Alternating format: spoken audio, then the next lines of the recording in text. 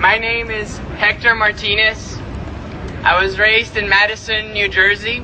Then as soon as I said what my name was, I said, instead of saying Hector, I said Hector Jairo.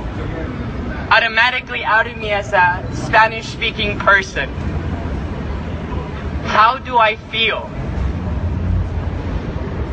Tears kept rolling down my eyes because it's 2017. We're still fighting for human dignity. That's right. For dignity, for goodness sakes. That's right. I am not here yelling at people, get out of my way or something like that. I am just standing in this soil, in this continent, for goodness sakes. I am angry, but not at Trump, because he's just a person. I am angry at the hatred, at the things that are being spewed in our faces saying that we are less than human beings. We are all human. We are all human. Now, when people start to say that the definition of human is light skin, English speaking, blue eyes, blonde hair with some sort of college degree, that is not human. That's another person. Humanity is something that we all share. I'm sorry. I'm a little bit emotional. You're doing great. No, you're doing good. You're doing good. But let me say this much. I was told, do everything that you're told to do.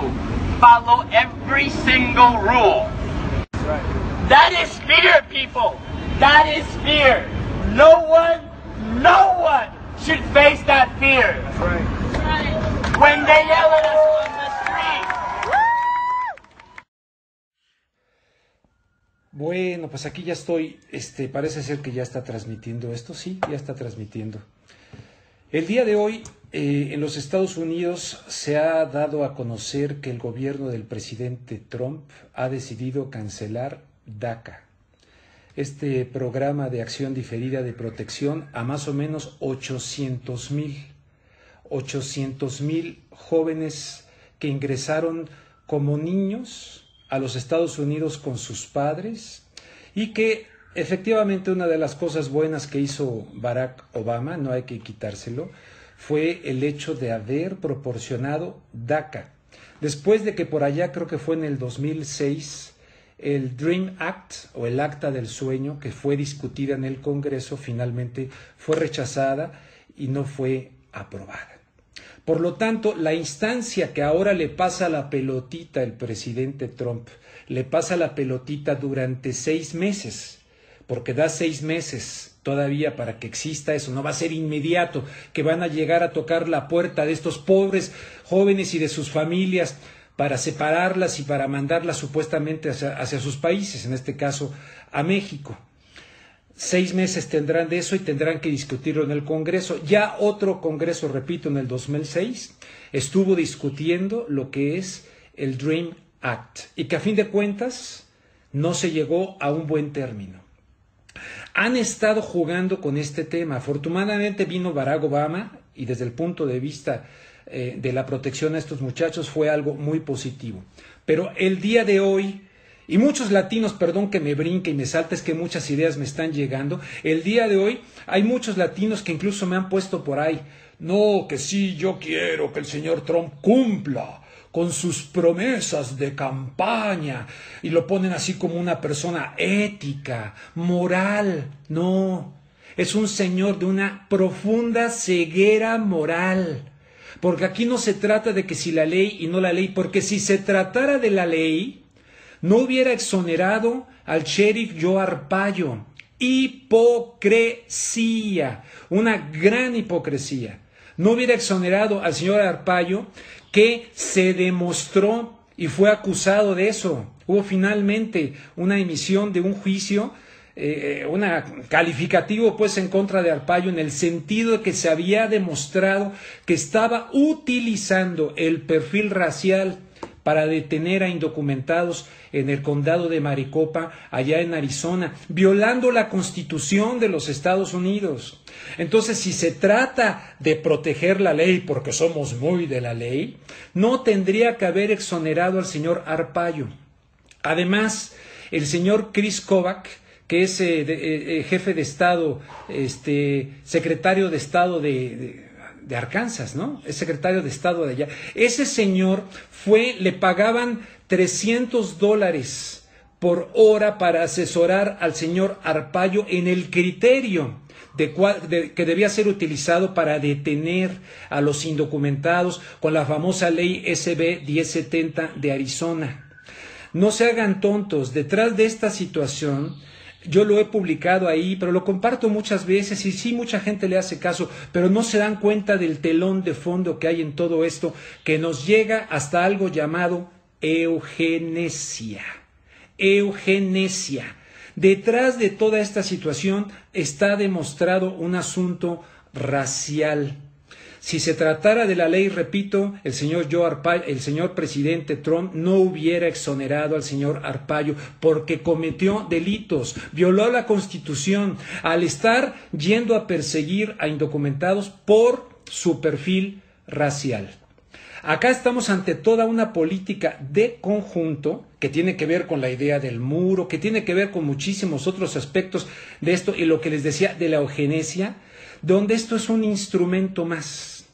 Pero es un instrumento que duele muchísimo realmente porque estamos hablando de estos niños que llegaron a los Estados Unidos y que han llegado, yo conozco a muchos de ellos, todavía el día de ayer me escribía una mamá que conocí hace mucho tiempo cuando yo trabajaba en la televisión allá en los Estados Unidos, que me escribía, ay señor Luengas, no nos dejen solos, o sea, verdaderamente están con el corazón en la mano de esta situación y el asunto está...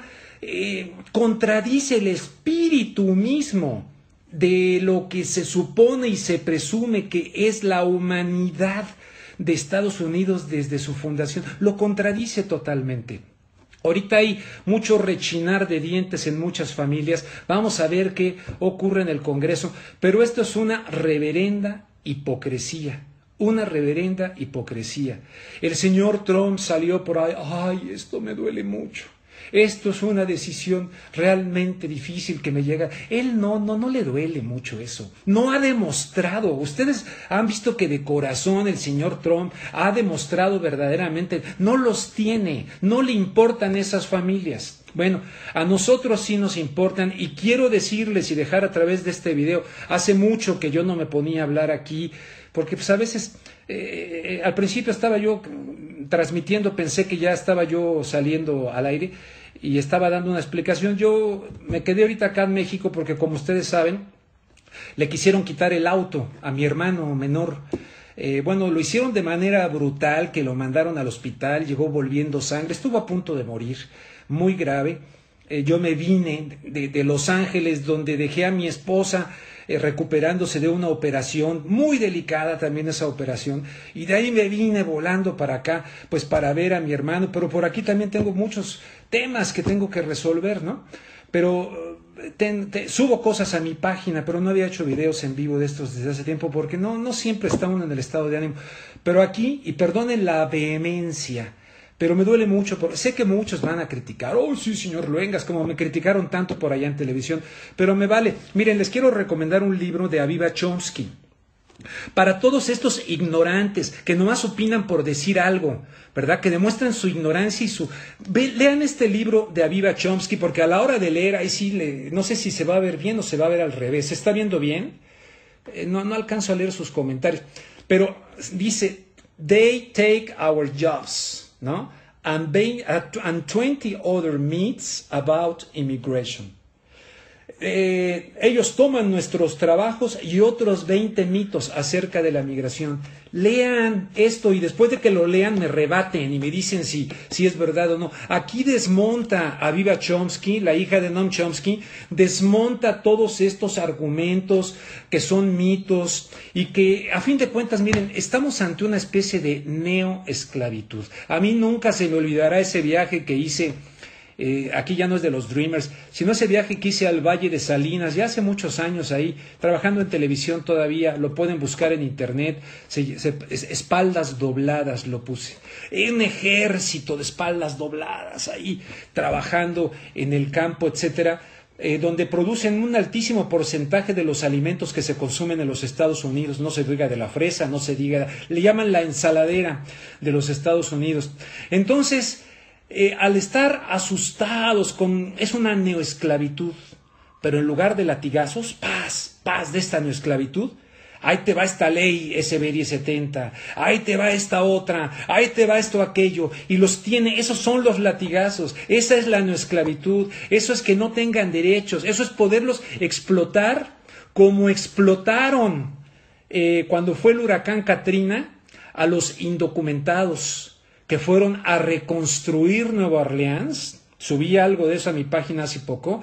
Fueron a reconstruir Nueva Orleans, pero eliminó el señor Bush una ley, ¿no? Una ley que pone frenos al pago se les tiene que pagar el mínimo que se da en la zona. Bueno, el señor Bush quitó esa ley. Fue un ejército de indocumentados que en un momento determinado llegaron a ser casi el 50% de la mano de obra que estaba reconstruyendo Nueva Orleans después del huracán Katrina. Cruza por mi mente lo que va a pasar ahora allá en Houston, la zona de Texas, y los explotaron, pero de lo lindo. Luego ya vino una situación incluso de tensión racial muy fuerte.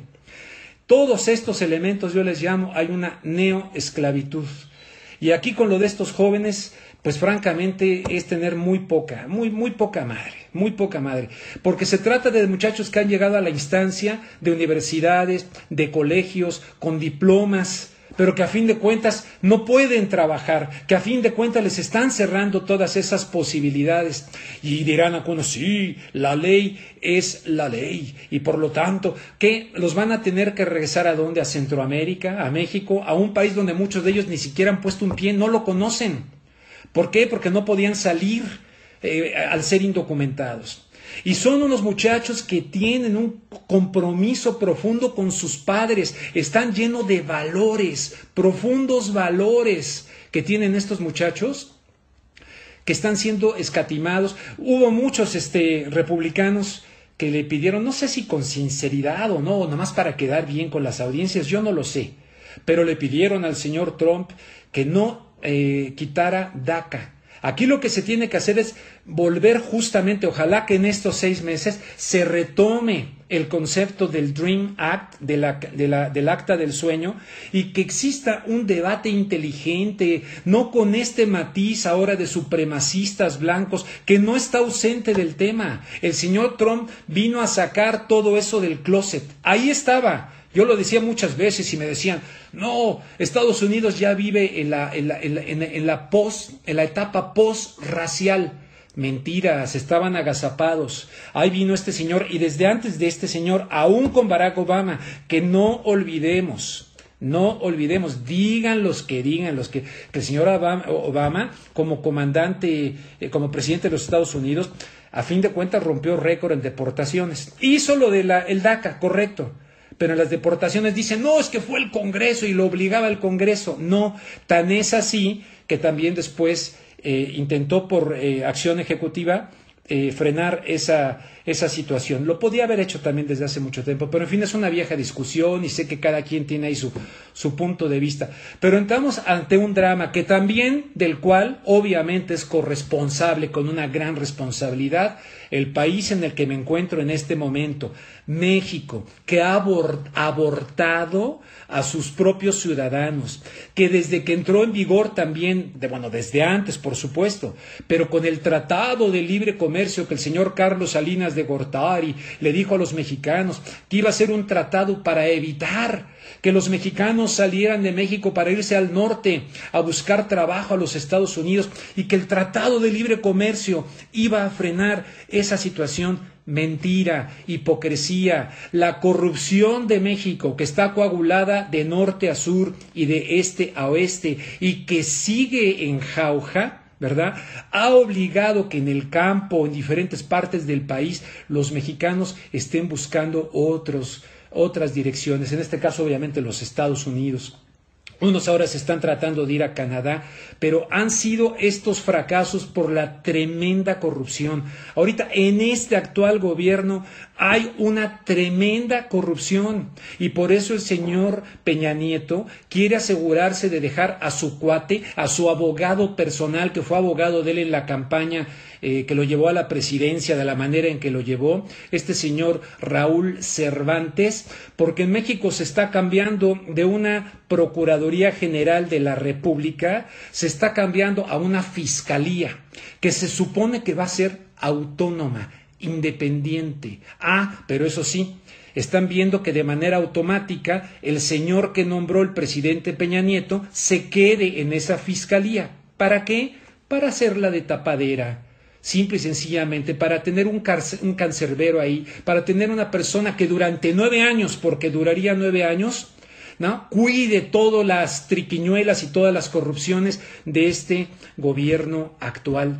Es la impunidad. México ocupa niveles altísimos de impunidad. Todo esto acumulado de hace muchísimos años con diferentes presidentes, unos peores que otros, ha obligado a muchos mexicanos a tener que salir hacia el norte. Por lo tanto, el Tratado de Libre Comercio, que ahora se pusieron a temblar, cuando yo les preguntaba acá a los mexicanos, decían, no, ya quedó sellado el TLC, no se puede modificar, no nos podemos salir.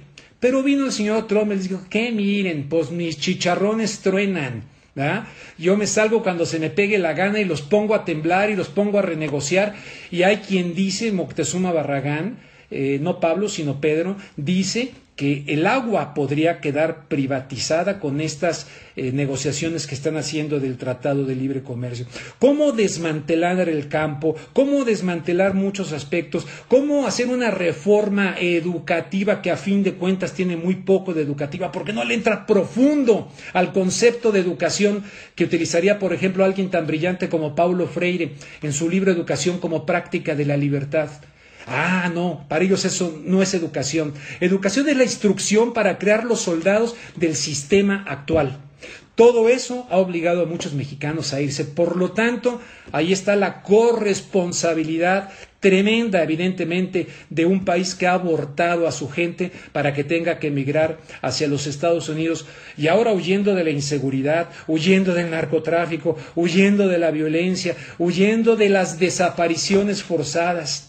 Por favor, y este señor ya se va y todavía nos quiere vender la idea de antes decíamos con Fox de Foxilandia, ahora le dicen Peñalandia, y a fin de cuentas, mientras los mexicanos no entendamos que viviendo en México o viviendo en Estados Unidos tenemos la capacidad de transformación de la realidad, mientras no entendamos eso, pues las cosas van a seguir todavía peor. Una vez Lorenzo Meyer, hace años, me dijo, en su casa de San Ángel, me dijo, pues lo peor, Rubén, es que antes de mejorar, México va a empeorar. Y sí, ha empeorado. Y obviamente eso está expulsando a los mexicanos. Hoy es un día muy triste realmente para la humanidad. Para la humanidad. En los Estados Unidos le han dado la espalda a unos 800,000 jóvenes que a muchos los conozco, todavía hay babosos aquí en las redes sociales que me dicen, pues está usted equivocado, señor, porque vean en Europa cómo se están metiendo delincuentes. Por favor, ni siquiera entienden lo que está pasando allá en Europa. Estos muchachos han estudiado más que muchos, incluso que muchos anglos, porque ahora están tomando las universidades. Los ricos están mandando en Estados Unidos a estudiar a sus hijos a Canadá, a New Zealand, a otras partes. Y están aprovechando eso fuera. Y las instancias universitarias, estos muchachos, muchos de estos, tienen tremendos talentos, pero ahora no tienen salida, los están dejando en un absoluto limbo. Perdónenme la emoción, sinceramente se los digo. Les vuelvo a mostrar el libro de Aviva Chomsky, They Take Our Jobs, y 20 mitos más acerca. Aquí desmantela todo esto con datos duros, no con sentimientos tontos ni con ideas que se me ocurren en la cabeza. Léanlo. Hay mucha otra información. A ver, déjenme acercar acá para ver si puedo contestar. Dice, ¿cuánto? Ay, no alcancé a ver. Saludos, Rubén.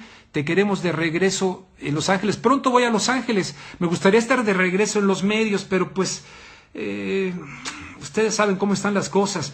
Dice, muy cierto, señor Luengas. María Estrada por acá. Luego me dice Joseph Díaz, y 26 personas más acaban de compartir tu video. Bueno, luego Marta Lucía Ríos Hernández. Sí, son muchachos grandiosos y es un gran dolor. Realmente duele, de verdad que duele. Recibí 2 cartas ayer, 2 escritos de gente que me logra contactar, mamás de muchachos así, y estaban desesperadas. Y ahora este señor sale que para el bien del pueblo norteamericano y no sé cuántas babosadas. Bueno, ya dije lo que tenía que decir. No sé si quieran que me quede aquí tantito para Rubén. Esto se acabó. Para nuevos que ya tienen, seguirán renovando. Ahorita le echaron la papa caliente al Congreso. Repito, ojalá que el Congreso retome lo del Dream Act, que había entrado al Congreso en el año del 2006, si no me recuerdo, perdónenme si estoy equivocado en la fecha, pero verifíquenlo, creo que fue en el 2006. Se tendría que retomar aquello, y se tendría, decía Juan Jacobo Rousseau, no hay ley más importante que aquella que está inscrita en el corazón del ciudadano, decía Rousseau. Esa reflexión es muy importante, no porque todo lo que sientas en el corazón tiene que ser ley, ¿verdad? Pero aquí hay algo muy importante. Hay leyes que no por ser leyes son justas. Grábense eso. Hay leyes que no por ser leyes son justas. Aquí estudien perfectamente bien lo que ocurrió con el programa Braceros durante la Segunda Guerra Mundial. Se los llevaron con el programa Braceros. Luego fue tan exitoso que cuando quitaron el programa Braceros, pues resulta que entonces lo extendieron. Pero aunque lo de Braceros ahí tiene otras connotaciones, sin DACA, mucha gente regresará a las sombras. Sin DACA, mi futuro es incierto. Y no estoy seguro de cómo seré capaz de cumplir mis sueños. Probablemente no tendré el coraje y motivación para seguir adelante con mis estudios superiores. No seré capaz de ayudar a mi familia. No seré capaz de mantenerme en este país y proveer a la gente que depende de mí. Y ese es un pensamiento espantoso.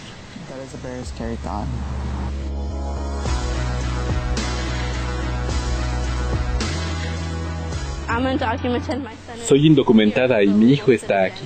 Es un ciudadano legal. Esto está separando familias. Esto está llevándose todo por lo que luchamos muy duro. Yo crecí aquí desde los 9 meses de edad.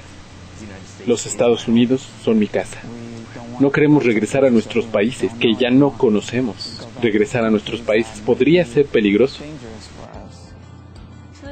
Para Trump y para aquellos que nos quieren quitar esto, están lastimando a toda la comunidad, están lastimando a miles y miles de soñadores que pelearon muy duro por esto y quienes han enfrentado tantas cosas a través de sus vidas, creciendo con el miedo de ser deportados. Pasen un poco de tiempo con los beneficiarios de DACA y aprendan un poco de su historia y traten de entender de dónde vienen.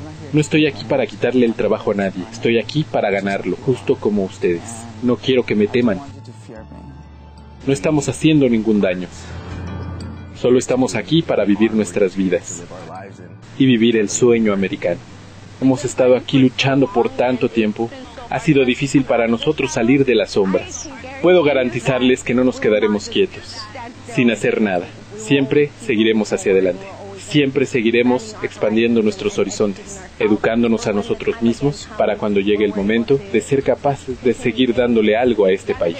DACA no apareció mágicamente, ¿correcto? La gente luchó, la gente fue y protestó, hizo mítines. Así que pienso que eso es lo que seguiremos haciendo y presionaremos más fuerte si es revocado. La lucha no ha terminado y no terminará hasta que nuestros padres sean legales también y podamos arreglar este roto sistema de inmigración. Y si eso significa que tenemos que luchar contra la injusticia por el resto de nuestras vidas para hacer que nuestros hijos vivan mejor, entonces eso es lo que vamos a hacer. Siempre hay otra manera, siempre vamos a contraatacar y siempre vamos a encontrar una manera de mantenernos aquí.